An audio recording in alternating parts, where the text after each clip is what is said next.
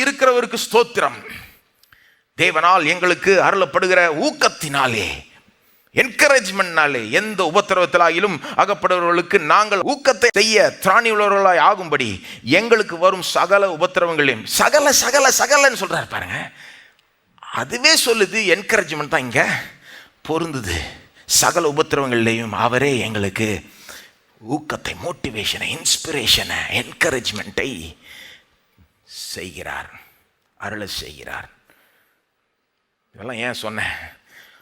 என்ன சொல்ல வர்றார் பவுல்? வெறும் தேவன் வெறும் ஆறுதல் கொடுக்கல, வெறும் ஏதோ நம்முடைய துக்கத்தை வெறும் குறைக்க மட்டும் விரும்பல.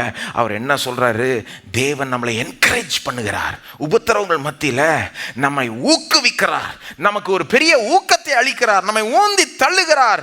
இன்னொரு வார்த்தை ஆங்கிலத்தில் பல இடங்களில் எக்ஸார்ட்னு வருது. எக்ஸார்ட், நாட் ஸ்ட்ராங்லி என்கரேஜ். நம்மளை இன்ஸ்பயர் பண்ணுகிறார், நமக்கு ஒரு பெரிய தைரியத்தை உள்ள கொடுக்கிறார். தேவனே இது செய்கிறார். தேவனே நம்முடைய மோட்டிவேட்டர் ஆயிடுகிறார்.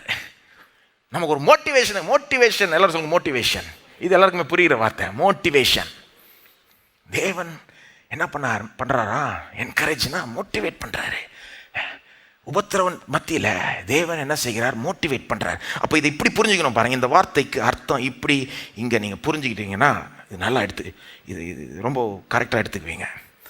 ரெண்டாவது, இந்த வார்த்தைக்கு இந்த அர்த்தம் இருக்குமானால் இது எவ்வளோ பெரிய வித்தியாசத்தை நமக்கு உண்டாக்க முடியும். யோசித்து பாருங்க. what kind of a difference it can make if God is our encourager and motivator. தேவன் நம்மை என்கரேஜ் பண்ணுகிறவராய் இருப்பாரானால், உபத்திரவத்தின் மத்தியில் நமக்கு ஊக்கத்தை அளிக்கிற தேவனாய் இருப்பாரானால், சகல விதமான ஊக்கத்தை அளிக்கிற தேவனாய் இருப்பாரானால், நம்ம எல்லா விதத்திலையும் மோட்டிவேட் பண்ற தேவனாய் இருப்பாரானால், இது எவ்வளவு பெரிய வித்தியாசத்தை ஏற்படுத்தும். யோசித்து பாருங்க. ஒரு ஆள் அப்படியே பிரச்சனையில் இருக்கிறாங்க, பெரிய சவால் நிறைந்த ஒரு சூழல் ஆயிடுதுன்னு வைங்க, அப்படியே விட்டுறலாமான்னு இருக்காங்கன்னு வைங்க, கிவ் அப் பண்ணிடுற நிலைக்கு வந்துட்டாங்கன்னு வைங்க. அவங்களுக்கு தேவைப்படுற காரியம் என்னங்க? Motivation, encouragement. அவங்களுக்கு தேவைப்படுற காரியம் என்னது? நாம எப்படி யோசிப்போம்? அவங்களுக்கு தேவைப்படுற காரியம் பணம், சுகம், விடுதலை. டைரக்டாக அப்படி யோசிப்போம் பாருங்க. கிடையாது. முதல்ல அவங்களுக்கு தேவைப்படுற காரியம் மோட்டிவேஷன், என்கரேஜ்மெண்ட், ஊக்கம், ஒரு தைரியம், ஒரு நம்பிக்கை. உள்ள அப்படியே சோர்ந்து போயிட்டாங்க, மனம் சோர்ந்து போயிடுச்சு, தளர்ந்து போயிடுச்சு, விட்டுறலாமான்னு வந்துட்டாங்க, ஒரு மாதிரி ஆயிட்டாங்க. பவுல் சொல்ற மாதிரி நம்பிக்கை அற்று போகத்தக்க விதத்தில் ஆயிட்டேன் நான்.